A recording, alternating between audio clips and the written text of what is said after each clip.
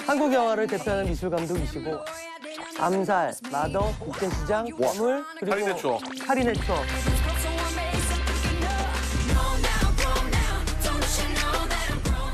뭐 박 감독님이랑 올드보이부터 사이보그, 박쥐, 아가씨.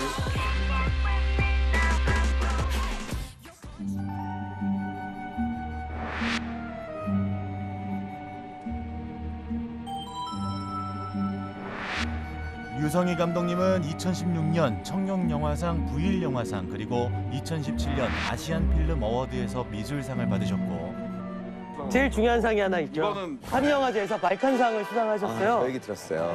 특별히 시각적인 어떤 그런 부분을 더 이제 조명하고자 가장 좀 건의 내지는 이제 인정받는 미술 감독에게 주는 상 중에 하나죠. 이제 미술 감독이라 하면 영화 안에서 어디까지 일을 하시는지 시청자 여러분들이 좀 알기 쉽게. 그러니까 보통 이제 시나리오를 읽고 문자로 된 것들을 시각화하는 모든 작업들을 통틀어서 한다라고 얘기를 해요. 그래서 감독님 머리에 있고 시나리오에 있는 그 세 개를 가장 구현해 적합하게 구현을 하죠. 그래서 쉽게는 뭐 소품 세트, 의상 분장가 이렇게 얘기해서 협업하고 조율을 하면서 이제 영화의 컨셉을 잡아가는 작업을 합니다. 아 그럼 막 그런 사소한 사탕 하나도 다 감독님께서 그렇죠. 이제 전적인 소품에 관련된 사탕이 것까지 다. 아가씨에 있는 사탕은 특별히 또 약간 보랏빛을 띤 사탕이어서 그러니까요. 감독님이 또 그런 거를 되게 중요하게 생각해요. 그렇죠. 디테일. 사탕이 너무 작은데요, 뭐 이런 거. 아니 이게 사탕을 빨고 나면 입안이 까맣게 되잖아요. 그렇죠. 그런 거 되게 막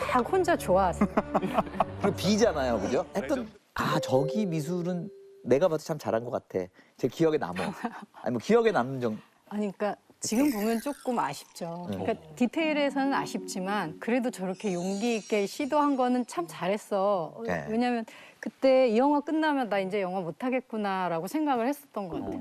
왜냐면 이게 그전에는 막 이런 식으로 벽지를 과감하게 만들어서 붙이는 게 아니라 배경이었었잖아요. 이제 네, 네. 집에. 근데 저는 이제 심장 박동이 빨리 뛰다 보니 또 여기에 맞는 패턴이나 이런 것도 디자인해서 하다 보니까 관객들이 너무 거부감을 느낄 수 있다라고 생각을 겁을 먹으셨구나. 예, 예. 근데 초반에 최민식 씨 머리 너무 파격적이고 멋있더라고요. 그러면서 많은 사람들이 이 영화 약간 이런 영화야.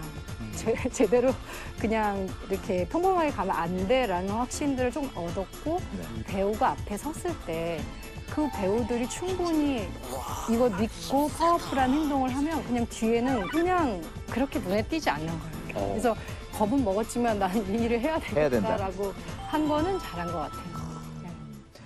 저는 그 방 유지태 씨가 살고 있는 공간이 나올 때 왜 거기 물이 있을까? 그러니까 그게 사실은 돈이 없어서 이게 시나리오에는 상위 1%들이 사는 펜트하우스인 거예요. 근데 또 조절 때문에 있는 건가? 아니 그러니까 우리가 예산이 너무 넉넉했으면 굉장히 좋은 가구들을 모으고 이렇게 하나하나 다 좋은 걸 갖다가 놨을 거예요. 근데 예산이 그렇게 충분하지가 않으니까 네. 그런데 어떻게 사람들이 믿게끔 할 것인가. 그러니까 일반적으로 쓰지 않고 오히려 그냥 낯설게 만들어야겠다. 그냥 그래서 물이 들죠. 예, 쟤는 저러려니 그냥 그런 식으로 하는 거밖에는 돌파할 수 있는 방법이 없었어요. 저는 그게 이렇게 상상하게 된다. 100% 저기는 피가 멈출 거야 라는 생각을 했고 아까 그런 의도가 있는 게 아니구나. 근데 감독님이랑 협업할 때 재밌는 게 네, 그거 궁금한 거예요. 제가 엉뚱한 그 펜트하우스 디자인을 가져갔을 때 아마 9명의 감독, 10명 중에 9명은 이게 뭐니? 그랬을 거예요. 여기 수로가 이제 근데 감독님은 이렇게 속으로 무슨 생각을 했는지는 모르겠지만 굉장히 한참 생각하시다가 그러면 우진 여기다 손을 씻게 해야 되겠다. 액션 씬을 여기서 그냥 해야 되겠다. 그러니까 그러면 이제 비용 절감을 위해서 고급 가구들 대신 이제 수돗물로 네, 진짜로 그렇게 시작을 했는데 또 물이 그 댐에서 누나가 마지막으로 죽었던 그렇기도 하니까 그래서 나중에 영화 그만두게 될 때 누가 물어보면 난 그냥 댐 때문에 그렇게 해야 되겠다. 보통 내가 보니까 예산이 많았으면 풀장으로 하셨겠죠. 네, 맞아요. 저쪽에 풀장이 보이고. 풀장이 보이고. 복수는 아일 것에서도 네. 벽지가 보통 벽지는 아니었잖아요. 그러니까 전작에서도 좀 영향을 받으시거나 그 스타디를 하시나요? 저는 그때 지금 와서 고백하자면 목숨 나의 곳을 보지 못했어요. 근데 감독님이랑 이게 처음에 인터뷰 미팅할 때는 팬이라고 했죠. 아니 어떻게 아 근데 많이들 그런 것 같아. 미국에서 오신 지 몇 년 안 얼마 됐어요. 안 돼. 3인조 팬일 수도 있잖아. 전 아직 JSA를 못 봤어요. 지금 박 감독님 TV 보시다가 난 JS는 봤어. 되게 절친들인데 못 본 거 많아. 갇혀있던 방은 어느 정도 디렉션 주신 거예요? 갇혀있던 방. 최민식 씨가 갇혀있던 방. 웃고 있는 광대의 그림이 있다. 그렇죠. 그 그림. 반복적 패턴의 벽지가 붙어 있다. 마찬가지로 이게 우진의 소나기 안에서 다 그 패턴과 지도를 따라가는 그런 거라고 해석을 해서 벽지와 그리고 손수건 그런 선무 이런 것들이 다 자유의지라고 오대수는 처음부터 끝까지 만나기 전까지 생각하지만 모든 것이 다 계획이 되어 있었으니까 이 패턴은 그냥 그런 지도 같다라고 생각을 했었어요. 벽지가 되게 기억에 남아요, 특히. 아, 그럼요. 우리가 잘 안 쓰는 도배지거든요. 네. 그래서 그 벽지를 이렇게 작업실에다가 이제 출력을 해가지고 이걸 붙이려고 막 붙여놨는데 제가 바로 그 전작이 살인의 추억이라는 영화였었는데 네. 봉준호 감독님이 이제 후반 작업을 하다가 이렇게 어떻게 하나 이렇게 놀러 오셨어요. 근데 벽에 막 이렇게 벽지가 붙어 있으니까 너무 깜짝 놀라신 거예요. 미 감독님 이거 가서 빨리 감독님 보여주라고. 내가 나라면 어떻게 저 앞에 배우를 세우고 연기를 할 수가 있겠는지 이거 얘기된 거 맞냐 이제 저 걱정을 서로 정말 두 분 다르구나. 해가지고 그래서 진짜 출력한 걸 들고 갔어요 박 감독님한테. 감독 가장 센 거 조금 덜 센 거 그다음에 덜 센 거 이제 3개. 근데 다 세. 그래서 또 이제 고민을 많이 하시더라고요. 근데 기왕 하는 거면 제일 센 걸로 가자. 이게 성향이시죠. 그래서 근데 그럴 것 같아. 안 하거나. 아 맞아. 제일 센 걸로 하거나. 자, 류성희 감독님은 이제 이 아가씨 시나리오를 받아보고 나서 야, 이거 내가 미술이 해야 될 역할이 좀 클 것 같다라는 생각을 좀 하셨어요? 어떤 생각 그럼요. 하셨어요? 그렇죠. 제가 아마 6년 이전에 받아본 것 같아요. 책을 원작을. 할 때 촬영하고 있을 때 감독님이 네. 빌려주고 빨리 읽으라고 네. 그래서 이제 빨리 읽었는데 너무 재밌었어요. 빌린 책이어서 그런가? 빌려주시고. 선물 받으면 안 읽어. 이건데 어쨌든 아가씨로 완성된 시나리오를 받아보고 났을 때는 식민지 시대였다라는 하나의 추가가 있었어요. 그래서 이거를 저택에 한국인인데 일본인 척을 하는 사람인 거고 서구 문화를 동경하고 일본을 굉장히 찬양하는 사람이고 이런 모든 것들이 잉거 스미스보다 복잡하고 역동적인 분위기를 만들어내고 어떻게 나올지는 모르겠지만 굉장히 막 또 떨리더라고요. 특히 30년대가 우리나라에서 유일하게 서구적인 건물이나 그쵸. 양식이 그게 엄청 들어왔을 때 저희가 암살하고 밀정하면서 얘기 그쵸. 나눴던 것 같아요. 바로 그 암살의 미츠코시 백화점도 유성희 감독님의 작품. 아, 그래요? 그게 공부가 좀 됐었는데 그러니까 그래서 그 시기가 있더라고요. 되게 컨셉이 굉장히 달랐는데 다르지만. 그 식민지 시대에 말씀하신 그 모더니즘이나 서구적인 양식이 지배되는 국가들을 정신적으로 장악을 하기 위해서 굉장히 제국주의적으로 30년대. 압도적인 이 모더니즘은 그 당시에 모든 지식인들과 문화 종사자들이 너무 못 보던 거니까 압도될 수밖에 없는 거예요. 그게 왠지 진리 같고 저기를 가야지 내가 세련되고 맞게 가는 것 같고 이제 그 안에서 이제 계속 갈등하는 거죠. 감독님 영화에 얘기하면 또 미장센 얘기는 안 할 수 없는데 그 코우즈키 대저택. 저 약간 저런 집이 있나? 어디 있는 거였죠? 실제는 아니고 그 시대에 이제 일본의 그 서양 양식과 그 일본 양식을 합친 건축들은 있었는데 저희 마음에 이제 쏙 흡족하지는 않아서 이제 다시 디자인을 했죠. 그러니까 껍데기는 CG고 껍데기는 CG고 이제 CG고, 내부는 그 세트로 가서 지었고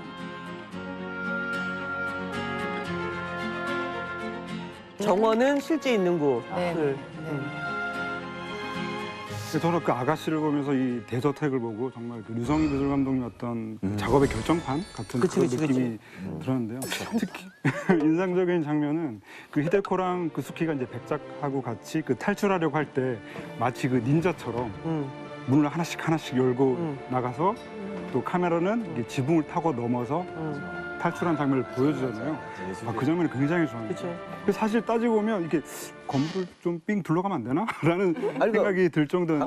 촬영 감독님하고 유성희 감독님하고 이렇게 뭐가 좀 조율을 하는 부분이 많이 있었겠어요. 네, 이제 방금 얘기해주신 시네마스코프에 관련해서 이제 예를 들어서 얘기를 하면 이제 이것으로 촬영을 하기로 결정을 했을 때는 미술 작업에 이제 상당한 수정이 들어가요. 왜냐면 이제 화면에 일반 렌즈보다 담을 수 있는 정보량이 너무 많으니까 그래서 공간이 넓어야지 되는 부분이 있잖아요. 그러니까 이렇게 보통은 일반 렌즈로 이렇게 찍으면 배경만 나오는데 사람과 여기 3면의 벽이 좁으면 다 나오는 거예요. 그러면은 항상 이렇게 뭐 세팅도 있고 그러면 조금 지저분하잖아요. 근데 이제 세트를 기본 우리가 느끼는 세트보다 조금 더 크게 만들어요. 와이드하게. 예, 한 1.5배 정도는 더 크게 만들어서 지저분하지 않게 이렇게 잡히고 그리고 이제 서재에서도 그래서 실제는 굉장히 커 보였어요. 자, 그 코우즈키 이모부의 모든 욕망이 쌓여 있는 거 바로 서재. 이것은 어떻게 만들어진 공간입니까? 진짜. 이 서재는 이제 복합적인 거여서 부담이 조금 많았었는데 일단 감독님과 이미 이제 서구적인 디자인과 일본적인 걸 섞는다라는 것은 이제 일찌감치 합의가 됐었었고 네. 근데 도서관 같은 데가 있고 그리고 일본 그 다다미가 있으면 그거를 이제 그리스 뭐 야외 극장처럼 약간 계단으로 연결이 되어 있죠. 이렇게 보는 또는 쳐다보는 사람이라는 게 이 공간에서는 되게 중요하기 때문에 저 도코노마에 홀로 앉아 있죠. 꽃처럼 마치. 근데 거기까지는 풀어서 이제 이렇게 하기로 하자라고는 했는데 뭔가 조금 계속 아쉬움이 남는 거예요. 그게 뭔지는 잘 모르겠어요. 그랬는데 일본 헌팅을 갔는데 일본 정원을 봤어요. 네. 정원을 봤는데 일본의 정원은 한국의 정원이랑 사실 굉장히 달라요. 그러니까 한국은 굉장히 자연스럽고 이렇게 꾸며놓지만 일본은 그게 하나의 세계를 만든대요. 그래서 이제 뭐 섬, 뭐 달, 태양, 뭐 모래로 이렇게 바닷결도 만들고 그러니까 그러면 아예 이 사람이 일본인이라고 믿고 싶어 하는 사람인데 이거를 들여서 여기에 놨으면 좋겠다. 그래서 다다미를 들었을 때 그쪽에 물도 있고 그다음에 공연이 시작될 때 마치 제의를 치르는 것처럼 다시 이제 정원을 만드는 거지. 사실 이게 굉장히 번거롭고 공이 들어가지만 그 사람한테는 필요한 어떤 과정일 수도 있고 그러니까 그게 코우즈키를 만들 수 있고 어떻게 보면 비상식성에 일단은 다 깔려 있는 그 네. 사람의 비상식성에. 그래서 그게 또 물이더라고요. 그 몰랐어요 그때는. 그게 아니라 근데 약간 아름다운 히데코의 피부처럼 너무 아름다운데 이렇게 피부를 까보면 피가 흐르고 있잖아요. 그렇죠. 그리고 뭔가 좀 이렇게 속을 들춰보내 버리고 싶은 그런 거기서- 느낌. 네. 이렇게 할 때 그래서- 물이 나올 거라고 생각도 못했거든요. 사실. 저 좀 궁금한 게 있어요. 거기서 책을 막 다 빠뜨리잖아요. 네네네. 어차피 물에 젖으면 막 망가지는데 네. 거기 막 색깔 있는 뭘 이렇게 뿌리잖아요. 그 이제 감독님의 저 터치죠. 그거 궁금했어요. 시원했어. 시원했어요. 그거 감독님이 되게 좀 취향 묘했던 같은 장면이었어요. 네, 취향 같고 약간 이거를 원래 원작과 시나리오에는 불이 타는 불을 질러요. 아하. 그래서 이제 클라이막스에서 다 타버리는 어떤 느낌을 전달할 수 있는 장점이 있지만 네.